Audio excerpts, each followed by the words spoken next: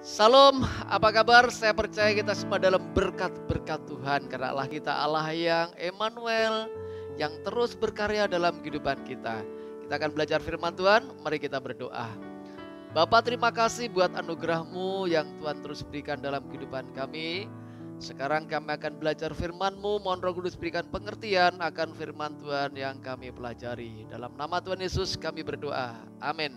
Kita akan belajar firman Tuhan di dalam kitab 2 Timotius pasal 2 ayat 8 sampai 11. Begini bunyi firman Tuhan dari kitab 2 Timotius pasal 2 ayat 8 sampai ayat yang ke-11. Ingatlah ini, Yesus Kristus yang telah bangkit dari antara orang mati, yang telah dilahirkan sebagai keturunan Daud, itulah yang kuberitakan dalam Injilku. Karena pemberitaan Injil inilah aku menderita, bahkan dibelenggu seperti seorang penjahat, tetapi firman Allah tidak terbelenggu. Karena itu aku sabar menanggung semuanya itu bagi orang-orang pilihan Allah, supaya mereka juga mendapat keselamatan dalam Kristus Yesus dengan kemuliaan yang kekal. Benarlah perkataan ini, jika kita mati dengan Dia, kita pun akan hidup dengan Dia. Kesetiaan adalah sebuah sikap hidup yang sangat penting di dalam kehidupan kita. Dalam berbagai segi kehidupan, kesetiaan itu sangat penting. Dalam kehidupan rumah tangga, ketika pasangan setia dengan suami atau istrinya, maka rumah tangga itu jadi rumah tangga yang bahagia. Ketika kita membangun sebuah karier, saudaraku, kita setia akan karier yang kita dipercayakan buat kita, maka potensi-potensi untuk menjadi sukses itu sangat besar. Dalam kehidupan iman, dalam kehidupan pelayanan, kesetiaan itu memegang peranan sangat penting dan Tuhan menghargai orang-orang yang setia. Sebab itu hari ini kita akan belajar firman Tuhan, membangun sebuah kesetiaan. Karena kesetiaan tidak terjadi dengan otomatis, tapi perlu dibangun, perlu dipelihara. Bagaimana sikap-sikap yang harus kita lakukan supaya kita menjadi orang yang setia dalam hidup ini, saudaraku, khususnya dalam kehidupan iman kita. Yang pertama kita lihat di dalam ayat yang ke-8 dijelaskan di sana, ingatlah ini, Yesus Kristus yang telah bangkit dari antara orang mati, yang telah dilahirkan sebagai keturunan Daud, itulah yang kuberitakan dalam Injilku.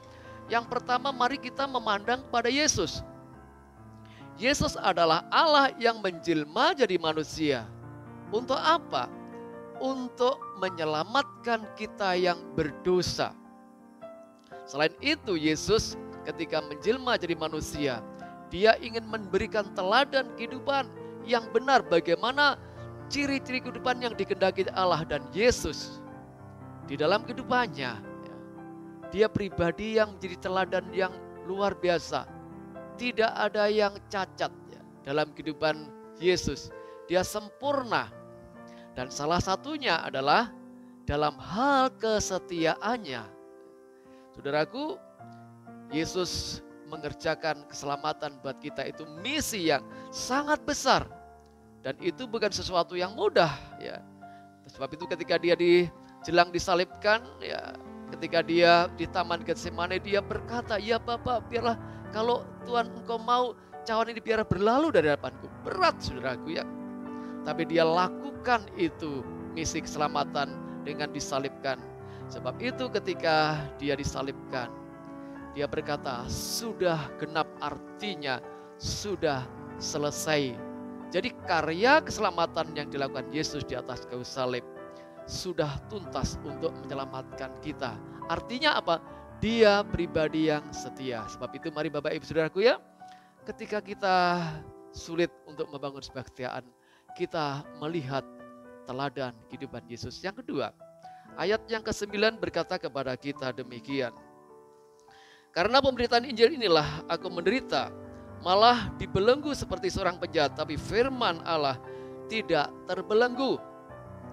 Yang kedua, Bapak Ibu, mari kita melihat kesaksian hidup para pemberita kebenaran. Nas ini ditulis oleh Paulus, ya, kepada seorang anak rohani yang bernama Timotius dari penjara. Ketika dia menulis surat ini, penjara di Roma menurut sebuah penafsiran. Nah, kenapa dia dipenjarakan? Karena dia melakukan pelayanan pemberitaan Injil, sedang memenuhi amanat yang Tuhan percayakan kepada hidupnya ya, sebagai pemberita kebenaran. Kita lihat bahwa Paulus di dalam pelayanannya dia lakukan dengan penuh kesetiaan, dia komitmen pada panggilannya. Sekalipun dia harus mengalami penderitaan, dipenjarakan, diperlakukan seperti penjahat. Sudah dia jelaskan dalam ayat yang ke-9 ini. Nah, dan akhirnya pada bagian lain dia berkata begini, sekarang telah tersedia mahkota kebenaran yang diberikan Tuhan kepadaku. Aku telah mencapai garis akhir.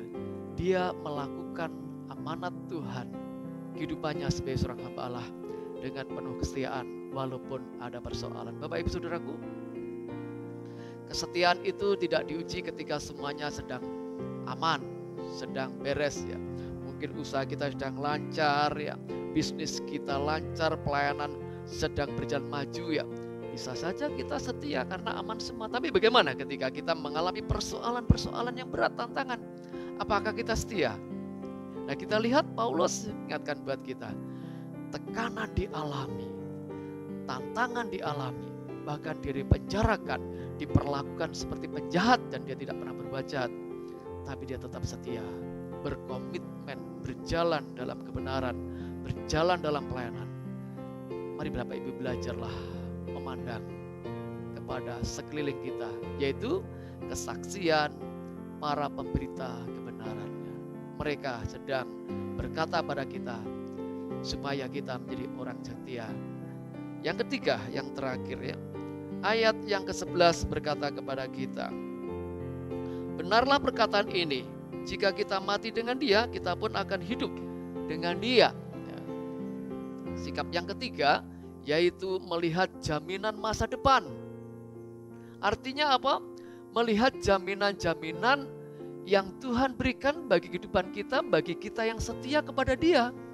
Setia di dalam pelayanan, setia di dalam iman kita kepada Tuhan. Mari kita memandang masa depan, saudaraku. Satu kali ada seorang kakek sedang di sebuah rumah makan ya. Nah, kira-kira jam siang, dia tergopoh-gopoh ya. Nah, dia segera siapkan, dia setelah pesan makanan, kakek ini segera berjalan ya, agak cepat, agak setengah berlari. Ketika dia sedang cepat-cepat tergesa-gesa, dia tidak lihat bahwa di depannya ada orang juga sedang bawa makanan. Akhirnya tabrakanlah mereka berdua ya. Kakek tadi jatuh ya, makanannya jatuh ya, orang yang di depannya juga makanannya jatuh ya. Segera kakek tadi ditolong oleh seseorang ya. Lalu orang bertanya kepada kakek tersebut, "Kek, kenapa kok kelihatan tergesa-gesa? Ada apa?" "Ya, saya tadi sudah janji dengan istri saya. Ya, kebetulan istri saya hari ini adalah ulang tahunnya dan saya berjanji ya siang ini saya mau berikan sebuah kado khusus ya, makanan istimewa buat istri saya. Dan istri saya ini memang dia sedang sakit, ada masalah dengan otaknya. Ya, ada bagian otaknya terjadi masalah, otaknya masalah, dia sering lupa. Ya, lupa apa yang pernah dikatakan, bahkan lupa dengan saya juga pernah dilupakan orang sekitar, sering lupa. Ya. Nah, saya berikan sebuah kado khusus hari ini ya. Lalu orang tadi tanya, kenapa kayak kok tergesa-gesa? Toh paling nenek juga lupa pada janji, lupa apa yang kakek pernah janjikan ya untuk makan siang ya.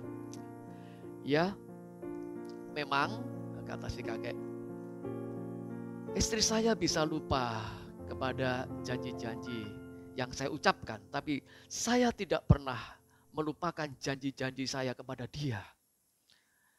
Benar memang ya, istri saya bisa lupa pada saya, tidak ingat wajah saya, tapi saya terus ingat pada istri saya. Ya, saya tidak pernah lupa. Saudaraku, Tuhan kita juga demikian. Allah kita adalah Allah yang setia pada janji. Dia tidak pernah ingkar janji. Sekalipun mungkin kita berpikir Tuhan sudah melupakan janji-janjinya. Mana janji firman Tuhan? Katanya menyertai, katanya memberkati. Bapak Ibu Saudaraku, ingatlah Allah kita, Allah yang tidak pernah ingkar janji. Di dalam kitab Wahyu 2 ayat 10 bagian C, di sana jelaskan, yang setia pada Tuhan bahkan sampai mati dia setia, maka ia akan terima mahkota kehidupan. Yesus juga pernah memberikan ilustrasi atau perumpamaan tentang orang yang setia. Nah, satu saat ya, Tuhan berkata dalam penghakimannya, sabaslah atau baik sekali hambaku yang setia. Mari ikut kebahagiaan bersama dengan Tuhanmu. Artinya apa? Tuhan di dalam penghakiman nanti melihat pada mereka yang setia kepada Dia dan setia kepada mandat yang Tuhan percayakan. Mari Bapak Ibu bangun sebuah kesetiaan. Dan yang ketiga adalah mari kita melihat janji-janji kemuliaan masa depan yang Tuhan siapkan buat kita. Jadi hari ini mari kita membangun kehidupan setia pada Tuhan, setia pada pelayanan yang Tuhan percayakan kepada kita, setia untuk menjalankan mandat Allah dalam hidup kita, beribadah, untuk memuji Tuhan, ya, mendukung pekerjaan Tuhannya. Nah, caranya bagaimana? Mari kita belajar kepada Yesus yang setia. Dan yang kedua, kita teladani kesaksian hidup para pemberita kebenarannya. Dan yang ketiga, mari kita melihat kemuliaan yang Tuhan siapkan buat kita, yang bernilai abadi, yang bernilai kekal. Tuhan memberkati kita. Amin. Kita berdoa. Terima kasih Tuhan buat firman-Mu. Tanamkan firman Tuhan dalam kehidupan kami. Berikan roh kesetiaan kepada kami. Dalam nama Tuhan Yesus kami bersyukur dan berdoa. Amin. Salam, Tuhan memberkati kita.